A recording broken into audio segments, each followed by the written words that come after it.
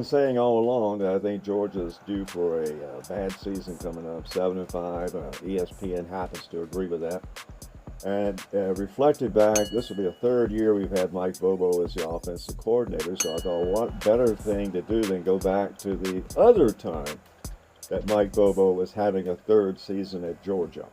That would have been 2010.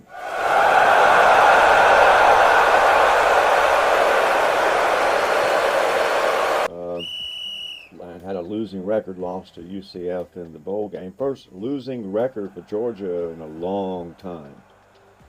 That's what happened the third year of Mike Bobo, the first time he had a third year. So it adds fuel to my theory that no team can survive 3 straight years of Mike Bobo. And looking at all the similarities, I'm going to get to them. There's a ton of similarities to the 2010 season as the one we got coming up. That defense in 2010 wasn't that good, but the same offensive problems we're having right now. I mean, as we go through it, you'll think I'm talking about the current team. I mean, literally nothing has changed from Mike Bobo's first effort with Georgia and the second one, and it still can't be explained why Georgia thought that was a good idea to hire him. And it can't be explained that he's still here. And it can't be explained that no one wants to see the obvious.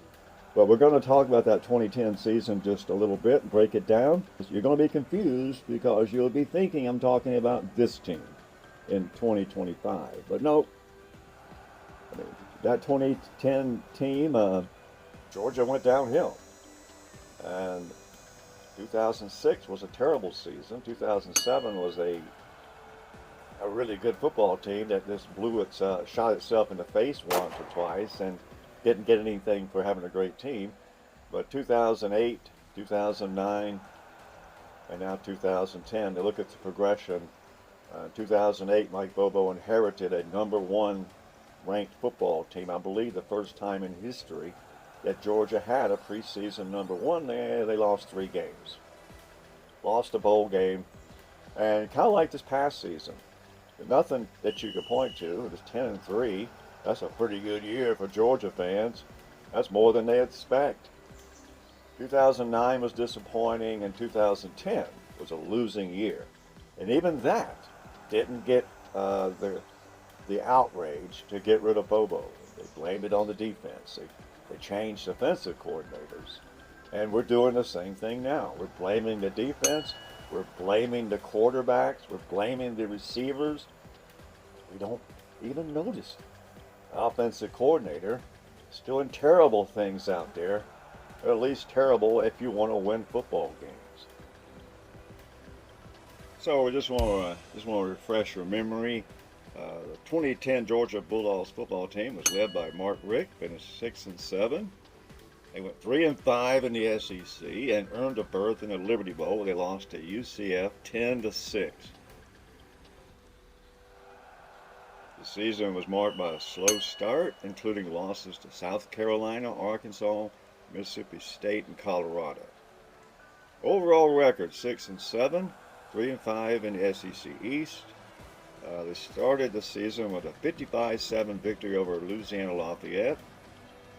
Defeated Tennessee 41-14. Defeated Vanderbilt 43-0. Kentucky 44-31. Idaho State 55-7 and Georgia Tech 42-34.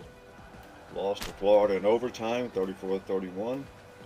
Faced several close losses, including a 29-27 defeat against Colorado.